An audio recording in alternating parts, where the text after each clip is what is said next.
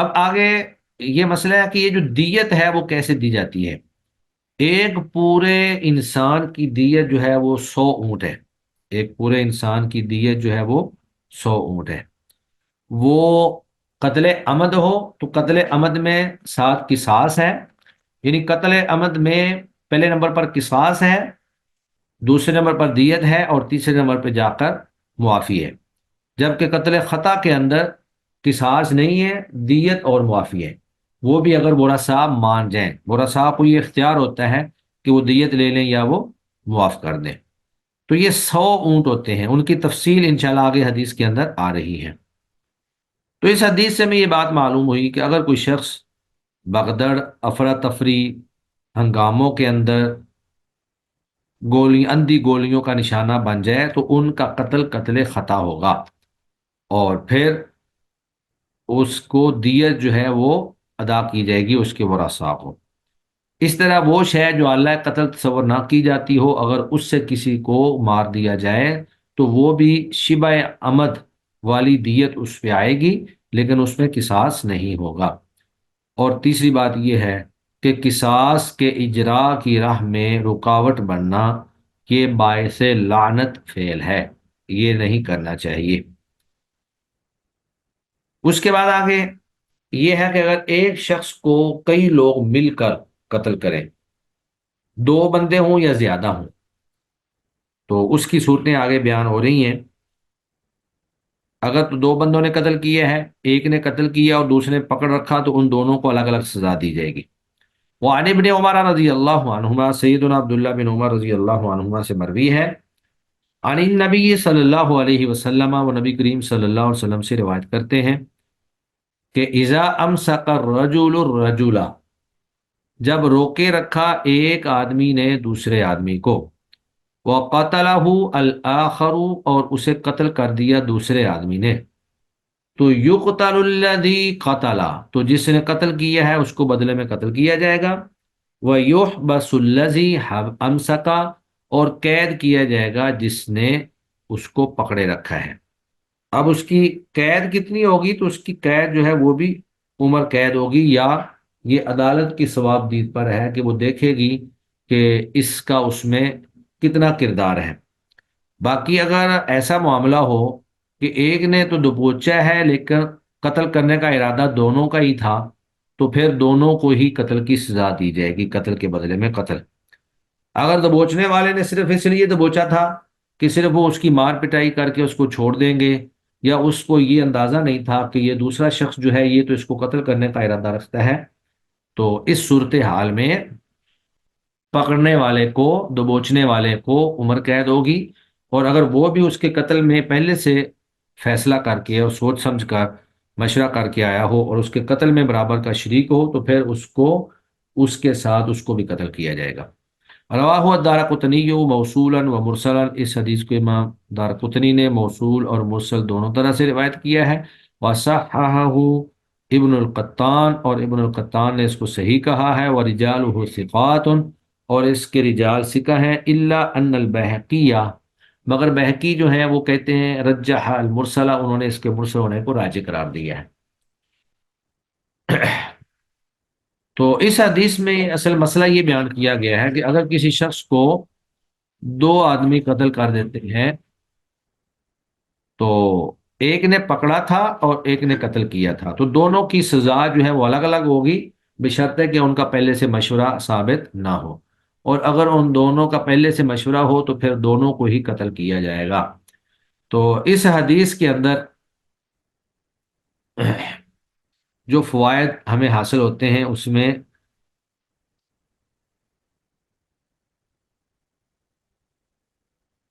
میں یہی ہے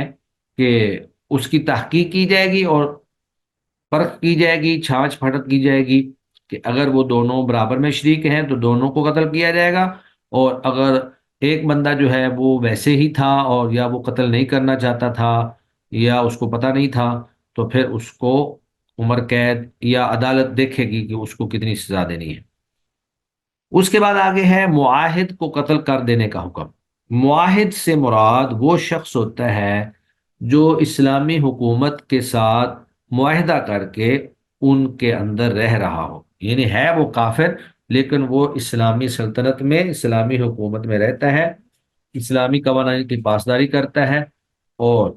وہاں پہ کوئی کسی قسم کی خلاف ورزی نہیں کرتا، اور کوئی شخص مسلمان اگر اس کو قتل کر دے تو اس کا کیا حکم ہے۔ وعن عبد الرحمن ابن البیلمانی، تو عبد الرحمن بن البیلمانی، عبد الرحمن بن بیلمانی، ان سے مروی ہے ان النبی صلی اللہ علیہ وسلم، بے شک نبی کریم صلی اللہ علیہ وسلم نے قتل مسلمن، آپ نے ایک مسلمان کو قتل کیا، بے معاہد، ایک معاہد کے بدلے میں، ذمی کے بدلے میں، وقال، اور آپ نے فرمایا، انا اولا من وفا بذمتہ، میں ذمہ پورا کرنے والوں میں سے سب سے زیادہ ذمے کو پورا کرنے والا ہوں، وعدے کو پورا کرنے والا ہوں۔ اخرجہ عبد الرزاق ہاکذا مرسلا، اس حدیث کو عبد الرزاق نے یوں ہی مرسل روایت کیا ہے، وواصلہ الدارقطنی بذکر ابی ابن عمر فیہ، اور امام دارقطنی نے اس کو ابن عمر کے ذکر کے ساتھ موصول بیان کیے ہیں، واسناد موصول واہن، اور جو موصول سند ہے وہ واہن، بالکل لغو ہے، یعنی اس سند کے اندر کلام ہے۔ اسی طرح اگر ایک آدمی کو قتل کرنے میں زیادہ لوگ شریک ہو جائیں تو اس کا کیا حکم ہے۔ وعن ابن عمر رضی اللہ عنہما، سیدنا عبداللہ بن عمر رضی اللہ عنہما سے روایت ہے، انہوں نے کہا، قتل غلام غیلتن، ایک لڑکے کو دھوکے سے قتل کر دیا گیا، غیلتن دھوکے سے، یعنی اچانک بے خبری میں اس کو پتہ ہی نہیں چلا، تو ایک لڑکے کو دھوکے سے قتل کر دیا گیا۔ فقال عمر، تو حضرت عمر رضی اللہ تعالی عنہ نے کہا، لو اشترکا فیہ اہل صنعاء، تو حضرت عمر رضی اللہ تعالی عنہ نے فرمایا، حضرت عمر رضی اللہ تعالی عنہ نے فرمایا کہ لو اشترک فیہ اہل صنعاء، اگر اس کے قتل میں اہل صنعاء سارے شریک ہو جائیں، یہ صنعاء جو ہے یہ یمن کا دارالحکومت ہے، اب بھی موجود ہے صنعاء، تو اگر اہل صنعاء یعنی صنعاء شہر کے سارے لوگ اس ایک لڑکے کے قتل میں شریک ہو جائیں، لَقَتَلْتُهُمْ بِهِ، تو میں ان سب کو اس کے بدلے میں قتل کر دوں گا۔ اخرجہ البخاری، اور اس حدیث کو امام بخاری نے روایت کی ہے۔ تو اگر تو یہ بات ثابت ہو جائے کہ کسی کو قتل کرنے کے لیے 5-10 لوگوں کا ٹولہ نکلا، اب انہوں نے جا کر اس کو قتل کر دیا، تو جتنے لوگ بھی اس کے قتل میں شریک ہوں گے ان سب کو اس ایک بندے کے بدلے میں قتل کیا جائے گا۔ تو یہ دراصل وہ احترام اور عزت ہے، یا ایک انسانی جان کی اہمیت ہے جو اسلام نے بیان فرمائی ہے، کہ ایک مسلمان کی عزت، آبرو، اس کی جان، مال، سب کچھ اسلام کے اندر محفوظ ہے، اور اسلام ان سب کی حفاظت کی ذمہ داری دیتا ہے۔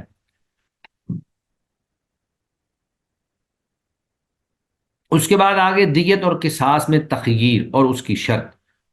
یعنی دیت اور قصاص میں اختیار جو ہے وہ ورثاء کا حق ہے، ان کو مجبور نہیں کیا جائے گا،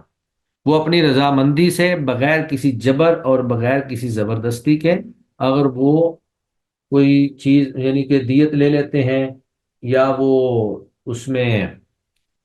معاف کر دیتے ہیں، تو وہ ان کی رضامندی سے ہوگا، جبر اور زبردستی سے نہیں ہوگا۔ وعن ابی شریح الخزاعی، ابو شریح الخزاعی رضی اللہ عنہ سے روایت ہے، قال قال رسول اللہ صلی اللہ علیہ وسلم، انہوں نے کہا، رسول اللہ صلی اللہ علیہ وسلم نے فرمایا، فمن قتل له قتیل، پس جن کا بھی کوئی مقتول قتل کر دیا گیا، یعنی آپ نے خطبہ ارشاد فرمایا اور فرمایا کہ میری اس گفتگو یا اس میرے خطبے کے بعد، یہ فتح مکہ کے موقع پر آپ نے خطبہ ارشاد فرمایا تھا، تو آپ نے فرمایا بعد مقالتی ہادی، میری اس گفتگو کے بعد، فمن قتل له قتیل،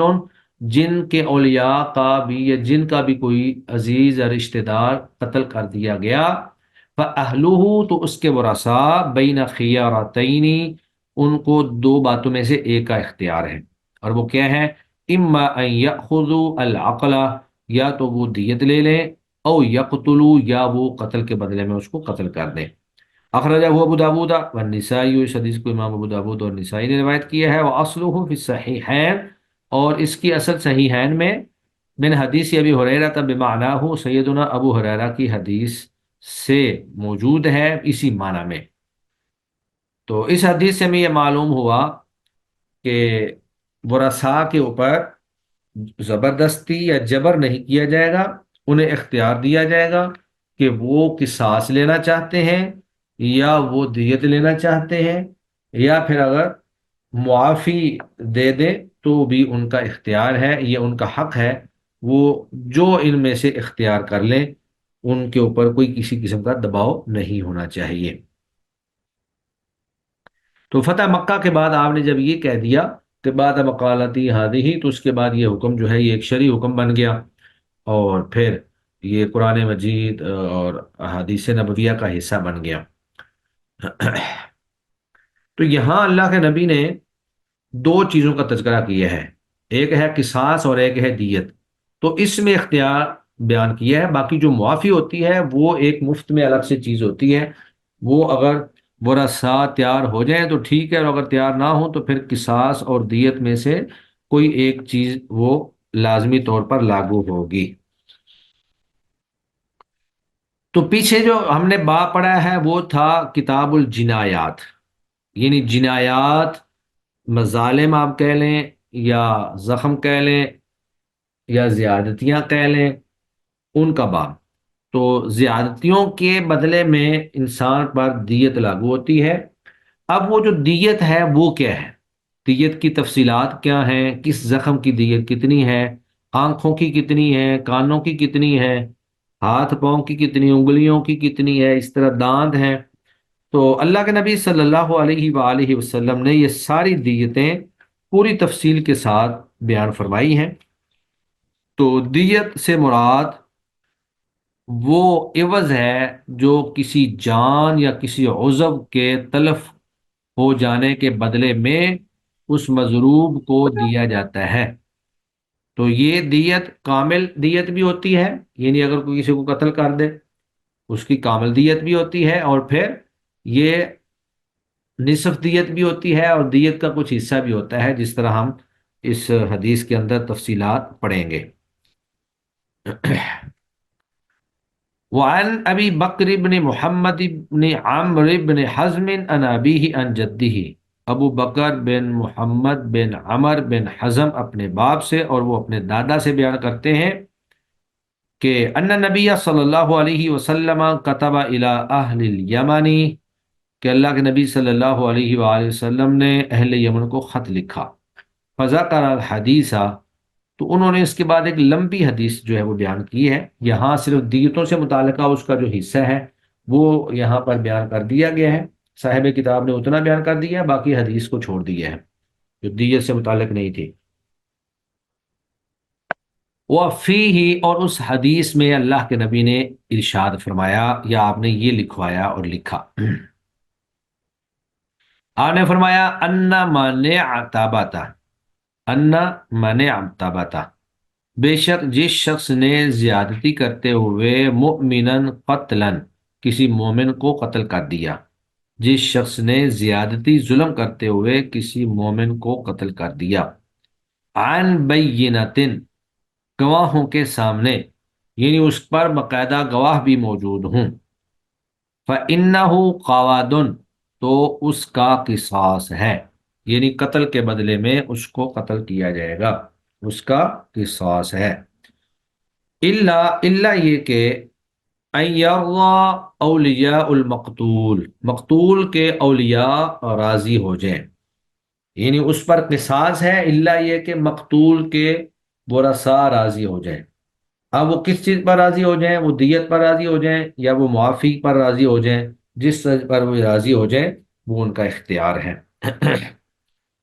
تو آپ نے فرمایا وَإِنَّ فِي النَّفْسِ الدِّيَةَ، اور بے شک جان میں دیت ہے، جان میں دیت ہے، یعنی اگر کوئی شخص کسی کو قتل کرتا ہے تو جان میں دیت ہے، اگر وہ دیت پر راضی ہوتے ہیں تو، اور اگر وہ دیت پر راضی نہیں ہوتے تو پھر تو قصاص کے بدلے میں قصاص ہے، قتل کے بدلے میں قتل ہے۔ وَإِنَّ فِي النَّفْسِ الدِّيَةَ، اور نفس میں یعنی جان میں دیت جو ہے وہ کیا ہے، مِئَةً مِّنَ الْإِبِلِ، وہ 100 اونٹ ہے، تو پوری جان کے بدلے میں دیت 100 اونٹ، پوری جان کے بدلے میں دیت 100 اونٹ۔ وفی الانفی، اور ناک میں، اذا اوعبا، جب اس کو جڑ سے کاٹ دیا جائے، یعنی ناک جو ہے اس کو جڑ سے ہی کاٹ دیا جائے، اذا اوعبا جذعہ الدیۃ، تو اس میں بھی پوری دیت ہے، یعنی اس میں بھی 100 اونٹ ہے، اس میں بھی پوری دیت ہے۔ وفی العینین الدیۃ، اور دونوں آنکھوں میں پوری دیت ہے۔ دونوں آنکھوں میں جب پوری دیت ہوگی تو اس کا مطلب یہ ہے کہ پھر ایک آنکھ میں آدھی دیت ہوگی۔ اگر کوئی کسی کی ایک آنکھ تلف کرتا ہے تو آدھی دیت 50 اونٹ، اور اگر دونوں آنکھیں تلف کر دیتا ہے تو پھر پوری دیت 100 اونٹ ہو گئے۔ وفی اللسان الدیۃ، اور زبان میں بھی پوری دیت ہے، اگر کوئی کسی کی زبان کاٹ دیتا ہے تو اس میں بھی پوری دیت ہے۔ وفی الشفتین الدیۃ، اور دونوں ہونٹوں میں بھی پوری دیت ہے، کوئی کسی کے دونوں ہونٹ کاٹ دیتا ہے۔ وفی الذکر الدیۃ، اور اسی طرح انسان کے عضو مخصوص میں بھی پوری دیت ہے۔ وفی البیضتان وفی البیضتین الدیۃ، اور اسی طرح دونوں خصیتین میں بھی پوری دیت ہے۔ وفی الصلب الدیۃ، اور پشت میں بھی پوری دیت ہے، کمر کوئی کسی کی توڑ دیتا ہے۔ وفی الرجل الواحدۃ، اور ایک پاؤں میں نصف الدیت، آدھی دیت ہے۔ واضح بات ہے، ایک پاؤں اگر دونوں پاؤں کو کسی کے کاٹ دیتا ہے تو پوری دیت ہوگی، اور ایک پاؤں میں آدھی دیت ہے۔ وفی المأمومۃ، وفی المأمومۃ، اور دماغ کے زخم میں، دماغ سر پہ کوئی چوٹ لگا دے تو دماغ کے زخم میں ثلث الدیت، 1/3 دیت ہے۔ وفی الجائفۃ، اور اسی طرح پیٹ کے زخم میں بھی ثلث الدیت، 1/3 دیت ہے۔ وفی المنقلۃ، منقلہ ایسے زخم کو کہتے ہیں جس سے ہڈی ٹوٹ جائے، وفی المنقلۃ، یعنی ایسا زخم جس سے ہڈی ٹوٹ جائے، ایسا زخم جو ہڈی کو توڑ دے۔ تو منقلہ میں 15 من الابل، اس میں 15 اونٹ ہیں، 15 اونٹ ہیں۔ وفی کل اصبع من اصابع الید، اور ہاتھ، والرجل، اور پاؤں، ہاتھ اور پاؤں کی انگلیوں میں سے ہر انگلی میں 10 من الابل، 10 دیت ہے، یعنی ہاتھوں کی انگلیوں میں 10 انگلیاں ہیں اور پاؤں کی انگلیوں میں ہر انگلی کی دیت جو ہے وہ 10 اونٹ ہے۔ وفی السن، اور دانت میں 5 من الابل، 5 اونٹ دیت ہے۔ وفی الموضحۃ، وفی الموضحۃ، موضحہ سے مراد ایسا زخم ہے جو ہڈی کو گوشت سے ننگا کر کے نمایاں اور واضح کر دے، یعنی ہڈی ٹوٹی تو نہیں ہے لیکن گوشت سائڈ پہ ہو گیا اور اندر سے ہڈی نظر آنا شروع ہو گئی، تو فی الموضحۃ 5 من الابل، تو اس میں بھی 5 اونٹ ہیں۔ وَإِنَّ الرَّجُلَ يُقْتَلُ بِالْمَرْأَةِ، اور بے شک آدمی جو ہے وہ عورت کے بدلے میں قتل کیا جائے گا۔ وَعَلَىٰ أَهْلِ الذَّهَبِ، اگر کسی کے پاس اونٹ وغیرہ نہ ہوں اور سونا ہو تو پھر کیا ہے، وَعَلَىٰ أَهْلِ الذَّهَبِ، اور سونے والوں پر 1000 دینار، سونے کے 1000 دینار جو ہیں وہ ایک آدمی کی دیت ہے، یعنی 100 اونٹ یا 1000 دینار، تو 1000 دینار میں 100 اونٹ کے بدلے میں 1000 دینار، یہ سونے کا سکہ ہے۔ اخرجہ ابو داود فی المراسیل، اس حدیث کو امام ابو داود نے اپنے مراسیل میں، والنسائی وابن خزیمہ وابن الجارود وابن حبان واحمد، اور نسائی، ابن خزیمہ، ابن الجارود، ابن حبان اور احمد نے روایت کیا ہے۔ واختلفوا فی صحتہ، اور انہوں نے اس کی صحت میں اختلاف کیا ہے۔ تو کہتے ہیں نیچے شیخ محمد بن صالح العثیمین کی تفسیر، یہ تشریح اور شرح جو کہ ہمارے سامنے ہے، وہ کہتے ہیں کہ اگرچہ یہ حدیث مرسل ہے لیکن یہ جو یہاں پر دیتوں کا بیان ہے، ان کو امت میں تلقی بالقبول کا درجہ حاصل ہے، اور یہ حدیث متواتر کے درجے میں ہے۔ اللہ کے نبی صلی اللہ علیہ وسلم نے ایک تفصیلی خط جو ہے وہ اہل یمن کو لکھا تھا، اور اس کے اندر متعدد احکام و مسائل، جس میں طہارت کے مسائل تھے، زکوٰۃ کے مسائل تھے، اور یہ دیتوں کے مسائل تھے، وہ سارے کے سارے جو ہیں وہ بیان کیے گئے تھے۔ چنانچہ امام موصوف حافظ بن حجر رحمہ اللہ نے صرف یہاں پر دیتوں کا حصہ جو ہے وہ یہاں بیان کیے ہے، باقی آپ نے یہاں پر بیان نہیں کیا کیونکہ وہ موضوع سے متعلق نہیں تھا۔ اب یہاں پر ایک دو ضابطے ہیں دیتوں کے حوالے سے۔ ایک ضابطہ تو یہ سامنے آتا ہے کہ اگر کسی ایسے عضو کو ضائع کر دیا جائے کہ اس سے پوری منفعت، اس عضو کی پوری منفعت ہی ختم ہو جاتی ہو، تو اس کو ایک جان کے برابر شمار کیا جائے گا، تو اسے پوری جان کے برابر شمار کر کے پوری ایک دیت ہوگی، چاہے اس کو ضائع کر دیا جائے چاہے اس کو بیکار کر دیا جائے۔ جیسے آنکھوں کی منفعت ہے، کہ اب آنکھیں جو ہیں یہ انسان کی زندگی کا حصہ ہے، اگر کسی کی آنکھیں نکال دی جائے تو اس کی زندگی تو بے کیف ہو جاتی ہے، تو لہذا پوری کی پوری دیت جو ہے وہ لی جائے گی۔ دوسرا قاعدہ یہ ہے کہ بدن کے وہ اعضاء جو ایک ایک ہیں، ان میں اللہ کے نبی نے پوری پوری دیت جو ہے وہ بیان کی ہے، جیسے ناک ہے، زبان ہے، ذکر ہے، کمر ہے، کیونکہ ان کے ضیاع سے بھی انسان ناقص ہو جاتا ہے، جبکہ جو دو دو اعضاء ہیں ان میں دونوں کو ملا کر پوری دیت جو ہے وہ آپ نے بیان کی ہے، جیسے دو پاؤں ہیں، دو ہاتھ ہیں، دو آنکھیں ہیں، دو ہونٹ ہیں، اس طرح عورت کے دو پستان ہیں، تو اگر ان کو ضائع کیا جائے تو ایک کو اگر کوئی تلف کرے گا تو آدھی دیت ہوگی، اور اگر دونوں کو تلف کر دے گا تو پوری دیت ہوگی۔ اسی طرح بعض اجزاء ایسے ہیں جن میں جو تین تین ہیں، تو اس میں پوری دیت پورے عضو کو ضائع کرنے سے تو پوری دیت آئے گی، جبکہ اس کے ایک جز کو ضائع کرنے سے ایک تہائی دیت آئے گی۔ جیسے ناک ہے، اب یہ ناک دو نتنوں اور ایک بانس سے پر مشتمل ہوتی ہے، اگر تو کوئی پوری ناک کو جڑ سے کاٹ دے تو پوری دیت ہوگی، جس طرح ہم نے حدیث میں پڑھی، لیکن اگر کوئی ایک نتنے کو کاٹے تو پھر ایک تہائی، دو نتنوں کو کاٹے تو دو تہائی، یا اگر کوئی اوپر بانسے کا نقصان کرے تو ایک تہائی، تو اس طرح کر کے پوری دیت کو شمار کیا گیا ہے۔ پھر اس طرح وہ عضو جو چار اجزاء پر مشتمل ہے، جیسے پلکیں ہیں، تو یہ انسان کی دو آنکھوں کے اوپر چار پلکیں ہوتی ہیں، یا ہر آنکھ کے اوپر نیچے دو، اور دوسری آنکھ پہ بھی اوپر نیچے دو، چار پلکیں۔ تو اگر تو کوئی پوری دونوں آنکھوں کو ہی ضائع کر دیتا ہے تو پوری دیت ہے، اگر ایک آنکھ کو ضائع کرتا ہے تو آدھی دیت ہے، لیکن اگر کوئی پلکوں کا نقصان کرتا ہے تو پھر اگر کسی نے ایک پلک، ایک آنکھ کی ایک پلک کو ضائع کیا تو اس کے اوپر چوتھا حصہ ربع دیت، یعنی 25 اونٹ جو ہے وہ اس کے اوپر عائد ہوگی۔ باقی پھر انسانی جسم میں کوئی ایسے اعضاء نہیں ہے جو 5 6 7 یا 8 یا 9 اجزاء پر مشتمل ہوں، ہاں البتہ 10 اجزاء پر مشتمل اعضاء ہیں، جیسے ہاتھ پاؤں کی انگلیاں ہیں۔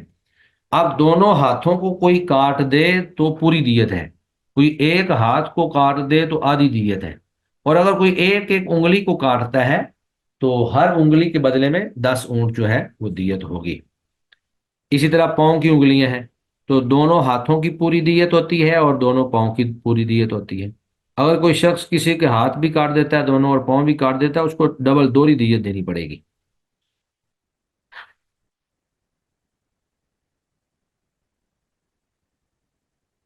اسی طرح دانت ہیں، تو دانتوں کے بارے میں اگر کوئی ایسے اعضاء ہیں جو زیادہ تعداد میں ہیں تو ان کی دیت الگ سے اللہ کے نبی نے 5 5 اونٹ فی دانت جو ہے وہ آپ نے بیان فرما دی۔ پھر اس میں ایک دو دو اور ضابطے بیان کیے گئے ہیں۔ اگر کسی عضو کو ضرب لگا کر شل کر دیا جائے تو اس میں بھی پوری دیت آئے گی، سوائے ناک اور کان کے، کیونکہ اگر وہ شل کر دیے جائیں اور وہ حرکت کرنے سے قاصر ہو جائیں تو ان میں دیت نہیں آئے گی، کیونکہ ناک کی بڑی منفعت جمال ہے، جس پر ناک کے بے حس ہو جانے سے کوئی فرق نہیں پڑتا۔ اسی طرح کان کی اصل منفعت اس کی قوت سماعت ہے، لیکن وہ اعضاء جو انسان کو نفع دیتے ہیں، جیسے ہاتھ ہیں، پاؤں ہیں، ان سے انسان چلتا پھرتا ہے، پکڑتا ہے، کمائی کرتا ہے، اور ان کو کوئی شل کر دیتا ہے، بے شک کاٹتا نہیں، شل کر دیتا ہے، تو اس میں اس میں دیت آئے گی۔ اس کے بعد زخموں کی دیتوں کی تفصیل جو ہے وہ ہم اسی حدیث کے اندر پڑھ چکے ہیں۔ اب آگے سوال یہ پیدا ہوتا ہے کہ یہ جو 100 اونٹ دیے جائیں گے وہ کس کس عمر کے ہوں گے؟ کیا وہ سارے مذکر ہوں گے، مؤنث ہوں گے، بچے ہوں گے، یا وہ بڑی عمر کے ہوں گے؟ ان کی بھی پوری تفصیل جو ہے وہ اللہ کے نبی صلی اللہ علیہ وسلم نے بیان فرما دی۔ وعن ابن مسعود رضی اللہ عنہ، سیدنا عبداللہ بن مسعود رضی اللہ تعالیٰ عنہ سے روایت ہے، عن النبی صلی اللہ علیہ وسلم، وہ اللہ کے نبی سے روایت کرتے ہیں، آپ نے فرمایا دیت الخطأ اخماسن، دیت خطا جو ہے اخماسن وہ 5 حصوں میں تقسیم ہوگی۔ 20 حقتن، 20 حقتن، اس میں جو 20 اونٹ ہیں وہ حقہ ہوں گے۔ حقہ ایسے اونٹوں کو کہتے ہیں جن کی عمر 3 سال ہو، حقہ ایسے اونٹوں کو کہتے ہیں جن کی عمر 3 سال ہو۔ وعشرون جزعتن، اور 20 جو ہیں وہ جزع ہوں گے، جزع ایسے اونٹوں کو کہتے ہیں جن کی عمر 4 سال ہو۔ وعشرون بنات مخازن، اور 20 جو ہیں وہ مادہ اونٹنیاں ہوں گی۔ تو بنت مخاض ایسی اونٹنی کو کہتے ہیں جس کی عمر 2 سال ہو، یعنی 20 2 سال عمر والی اونٹنیاں ہوں گی۔ وعشرون بنت لبون، اور 20 ہی اسی طرح بنت لبون، بنت لبون یعنی 1 1 سال کی 20 اونٹنیاں ہوں گی۔ وعشرون بنی لبون، اور 20 ہی نر اونٹ 1 سال کے ہوں گے۔ تو یہ گویا کہ اس طرح ہو گیا کہ پہلے 20 اونٹ ایسے ہوں گے جن کی عمر 3 سال ہوگی، اور پھر 20 اونٹ ایسے ہوں گی جن کی عمر 4 سال ہوگی، پھر 20 اونٹنیاں ایسی ہوں گی جن کی عمر 2 سال ہوگی، 20 اونٹنیاں ایسی ہوں گی جن کی عمر 1 سال ہوگی، اور 20 اونٹ ایسے ہوں گے جن کی عمر 1 سال ہوگی۔ تو اس طرح کر کے یہ 100 اونٹ جو ہیں وہ پورے کیے جائیں گے، یعنی ملتے جلتے اونٹ ہوں گے۔ اخرجہ دارقطنی، اس حدیث کو امام دارقطنی نے روایت کیا ہے، واخرجہ الاربعۃ بلفظ، اور ائمہ اربعہ نے اس حدیث کو ان الفاظ کے ساتھ ذکر کیا ہے کہ وعشرون بنی مخازن، اور 20 اونٹ جو ہیں نر اونٹ وہ بنی مخاز ہوں گے، بنی لبون کی بجائے بنی مخاز۔ تو بنی مخاز بھی اصل میں ان اونٹوں کو کہتے ہیں جو 2 سال کے ہوں گے، یہ جو آخر میں وعشرون بنی لبون آیا تھا۔ واسناد الاول اقوا، لیکن کہتے ہیں کہ جو پہلی سند ہے جو اوپر بیان ہوئی ہے دارقطنی کی، اس کی سند زیادہ قوی ہے۔ واخرجہ ابن ابی شیبہ من وجہ آخر موقوفا، اور اس حدیث کو امام ابن ابی شیبہ نے ایک دوسرے طریق سے موقوفا روایت کیا ہے، وہو اصح من المرفوع، اور وہ مرفوع سے زیادہ صحیح ہے۔ واخرجہ ابو داود والترمذی، اور اس حدیث کو امام ابو داود اور ترمذی نے، ہاں آگے جا کر وہ تھوڑا سے الفاظ یہاں اس کے ساتھ ملے ہوئے ہیں، ابو داود اور ترمذی نے من طریق عمرو بن شعیب عن ابیہ عن جدہ، عمر بن شعیب عن ابیہ عن جدہ کے طریق سے اس کو روایت کیا ہے، اور اس میں دیت اس طرح بیان کی ہے کہ الدیت 30 حقتن، کہ دیت میں 30، 20 کی بجائے 30 حقہ ہوں گے۔ حقہ یعنی 3 سالہ، 30 اونٹ ہوں گے، و30 جزعتن، اور 30 4 سالہ ہوں گے، جزع 4 سالہ کو کہتے ہیں، و40 خلیفتن، اور 40 جو ہیں حاملہ اونٹنیاں ہوں گی، فی بطونہا اولادہا، جن کے پیٹوں میں ان کے بچے ہوں گے، یعنی حاملہ اونٹنیاں جو ہیں وہ دی جائیں گی۔ تو یہ 2 طرح کی روایات موجود ہیں، لیکن جو اس سے پہلے والی روایت ہے امام دارقطنی کی جو اوپر بیان کی گئی ہے، اس کی سند سب سے زیادہ صحیح ہے، تو اس لیے ترجیح اسی کو دی جائے گی، اور زیادہ صحیح والی روایت کو کم صحیح والی روایت کے اوپر مقدم کیا جائے گا۔ اس کے بعد پھر نبی کریم صلی اللہ علیہ وآلہ وسلم کی حدیث مبارکہ ہے کہ ایسا شخص جو کسی کو قتل کرتا ہے وہ اللہ کے سرکش، سب سے سرکش لوگوں میں سے ہوگا۔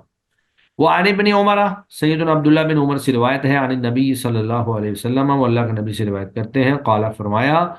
ان اعت الناس، بے شک لوگوں میں سے سب سے زیادہ سرکشی کرنے والے علی اللہ، اللہ پر، ثلاثتن، وہ 3 طرح کے لوگ ہیں۔ نمبر 1، من قتل فی حرم اللہ، جس نے اللہ کے حرم میں کسی کو قتل کر دیا، حرم کے اندر کسی کو قتل کر دیا۔ تو حرم کا مطلب ہی یہ ہے کہ وہ حرمت والی اور احترام والی جگہ ہے، حتیٰ کہ مشرکین مکہ اور کفار مکہ جو ہیں وہ حرم کے اندر اگر ان کے باپ کا قاتل بھی بھاگ کر حرم میں داخل ہو جاتا تھا تو وہ پھر پیچھے ہٹ جاتے تھے، اس کو حرم میں جا کر قتل نہیں کرتے تھے۔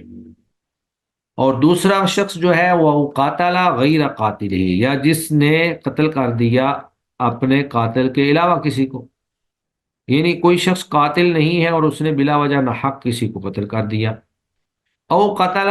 لرحل الجاہلیت، یا اس نے قتل کیا جاہلی تعصب کی وجہ سے، یعنی جہالت اور دور جاہلیت کا تعصب جو ہے وہ اس کے دماغ میں تھا اور اس نے کسی کو قتل کر دیا۔ تو یہ تینوں قسم کے جو لوگ ہیں، اللہ فرماتے ہیں کہ یہ سب سے زیادہ سرکش اور اللہ کے نافرمان لوگ ہیں۔ اس کے بعد سیدنا عبداللہ بن عمر بن عاص رضی اللہ تعالیٰ عنہ کی روایت ہے دیت کے بارے میں ہی ہے کہ ان رسول اللہ صلی اللہ علیہ وسلم، بے شک رسول اللہ صلی اللہ علیہ وسلم نے فرمایا، الا خبردار، ان دیت الخطأ و شبہ العمد، بے شک قتل خطا اور شبہ عمد، شبہ عمد ہوتا ہے کہ مارا تو اس نے لاٹھی وغیرہ سے، جس سے عام طور پر بندہ قتل نہیں ہوتا لیکن بندہ جو ہے وہ قتل ہو گیا، تو فرمایا کہ قتل خطا کی دیت، قتل خطا کی دیت جو ہے وہ شبہ عمد کی دیت ہے۔ شبہ عمد اور قتل خطا کی ایک ہی دیت ہے، یعنی شبہ عمد کو ہم عمد کے ساتھ نہیں ملائیں گے بلکہ اس کو قتل خطا کے ساتھ ملائیں گے۔ اور وہ کیا ہوتا ہے؟ ما کان بالصوتی، جو قتل کیا گیا بالصوتی کوڑے کے ساتھ، والعصا اور لاٹھی سے، تو اس میں دیت کیا ہے؟ وہ ہے مئۃ من الابل، وہ 100 اونٹ ہے، منہا اربعون، ان میں سے 40 ایسی اونٹنیاں ہوں گی، فی بطونہا اولادہا، جن کے پیٹوں میں ان کے بچے ہوں گے، یعنی حاملہ اونٹنیاں دی جائیں گی۔ تو اخرجہ ابو داود والنسائی وابن ماجہ، اس حدیث کو امام ابو داود، نسائی، ابن ماجہ نے روایت کیا ہے اور ابن حبان نے اس کو صحیح قرار دیے ہیں۔ وعن ابن عباس رضی اللہ عنہ، اس سے اگلی روایت ابن عباس رضی اللہ تعالیٰ عنہ سے ہے، وہ اللہ کے نبی سے روایت کرتے ہیں، فرمایا ہذہ وہذہ سواء، یہ انگلی اور یہ انگلی دونوں برابر ہیں، یعنی الخنصر والابہام، یعنی چھنگلی انگلی اور انگوٹھا برابر ہے۔ اب یہ نہیں سوچا جائے گا کہ جس کو چھنگلی انگلی، جو بالکل آخری انگلی چھوٹی ہوتی ہے، یہ انگلی چھوٹی ہے تو اس کی دیت کم ہوگی اور انگوٹھا بڑا ہے اس کی دیت زیادہ ہوگی، یہ پانچوں انگلیاں برابر ہیں۔ اگر کسی نے انگوٹھا جو ہے وہ کاٹ دیا تو بھی اتنی ہی دیت ہے، اور اگر کسی نے چھنگلی انگلی جو ہے وہ کاٹ دی تو بھی دیت اتنی ہے۔ ولی ابی داود و ترمذی، اور امام ابو داود اور ترمذی کی روایت میں یہ الفاظ بھی ہیں، الاصابع سواء، انگلیاں ساری برابر ہیں، والاسنان سواء، دانت بھی سارے برابر ہیں، الثنیۃ والضرس، الثنیۃ سنایا یعنی سامنے والے دانت، والضرس اور داڑے، سواء یہ بھی برابر ہیں، یعنی ایسا نہیں کہا جائے گا کہ سامنا دانت ٹوٹا ہے تو دیت کم ہو یا داڑھ ٹوٹی ہے تو دیت زیادہ ہو، سب برابر ہیں۔ والے ابن حبان، اور ابن حبان کی روایت میں یہ الفاظ ہیں، دیت اصابع الیدین والرجلین، دونوں ہاتھوں کی انگلیوں اور دونوں پاؤں کی انگلیوں کی دیت بھی برابر ہے، 10 من الابل لکل اصبع، ہر انگلی کی دیت 10 اونٹ۔ تو اس سے یہ ہمیں معلوم ہوا کہ تمام دانت، تمام انگلیاں اور یہ اعضاء، ان کی دیت برابر برابر ہوگی، جو اللہ کے نبی نے پیچھے تفصیل سے حدیث کے اندر بیان کر دیا۔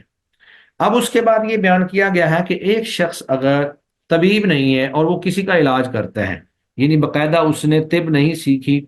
جس کو آپ کہہ لیں گے نیم حکیم خطرہ جان،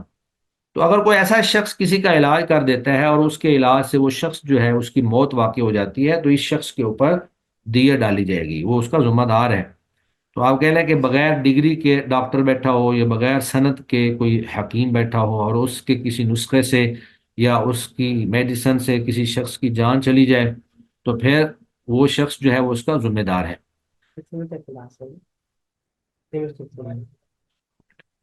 وعن عمرو بن شعیب عن ابیہ عن جدہ رفعہ، سیدنا عمر بن شعیب سے مروی ہے، وہ اپنے باپ سے اور وہ اپنے دادا سے بیان کرتے ہیں، فرمایا من تطبب، جس نے جو طبیب بن بیٹھا، من تطببا، جو تکلف سے تصنع سے طبیب بن بیٹھا، حالانکہ وہ طبیب تھا نہیں، عطائی معالج بن بیٹھا، ولم یکن بالطب معروفا، حالانکہ وہ علاج معالجہ میں معروف نہ تھا، حاذق طبیب کی حیثیت سے معروف نہ تھا، فاصاب نفسا، پس اس نے کسی جان کا نقصان کر دیا، فما دونہا، یا اس سے کم کسی عضو کو اس نے تلف کر دیا، فہو ضامن، تو وہ اس کا ضامن ٹھہرے گا، یعنی وہ باقاعدہ اس کا ذمہ دار ہے، اگر اس نے کسی کو قتل کر دیا تو بھی ذمہ دار ہے، اور اگر اس نے کسی عضو کو نقصان پہنچا دیا تو بھی ذمہ دار ہے۔ اخرجہ دارقطنی، اس حدیث کو امام دارقطنی نے روایت کیا ہے، امام حاکم نے صحیح کہا ہے، اور یہ روایت امام ابو داود، نسائی وغیرہ کے نزدیک بھی ایسے ہی ہے، الا مگر ان من ارسلہ، جنہوں نے اس کو مرسل روایت کیا ہے وہ روایت اقوا، زیادہ قوی ہے، ممن، ان لوگوں کی روایت سے، وصلہ، جنہوں نے اس کو موصول روایت کیا ہے۔ تو اس حدیث سے ہمیں یہ بات معلوم ہوئی کہ نیم حکیم خطرہ جان جو ہے وہ اپنے نقصان کو پورا کرے گا۔ وہ عنہ، اور انہی سے ہی مروی ہے، یعنی عمر بن شعیب سے ہی مروی ہے، فرماتے ہیں ان نبی صلی اللہ علیہ وسلم، بے شک نبی کریم صلی اللہ علیہ وسلم نے فرمایا، فی المواضح، ایسے زخموں کی بارے میں جن سے ہڈی ننگی ہو جائے، یعنی زخم سے ہڈی نظر آنا شروع ہو جائے، تو آپ نے فرمایا خمس خمس من الابل، تو ان میں پانچ پانچ اونٹ جو ہے وہ دیت ہے۔ رواہ احمد والاربعۃ، اس حدیث کو امام احمد اور ائمہ اربعہ نے روایت کیا ہے، اور امام احمد نے یہ زیادتی کی ہے کہ والاصابع سواء کلہن، ساری انگلیاں برابر ہیں، عشر عشر من الابل، سب میں 10 10 اونٹ جو ہے وہ دیت ہے۔ وصححہ ابن خزیمہ وابن الجارود، اور اس حدیث کو امام ابن خزیمہ اور ابن الجارود نے صحیح قرار دیا ہے۔ ہم یہیں پر اپنی کلاس کو کلوز کرتے ہیں۔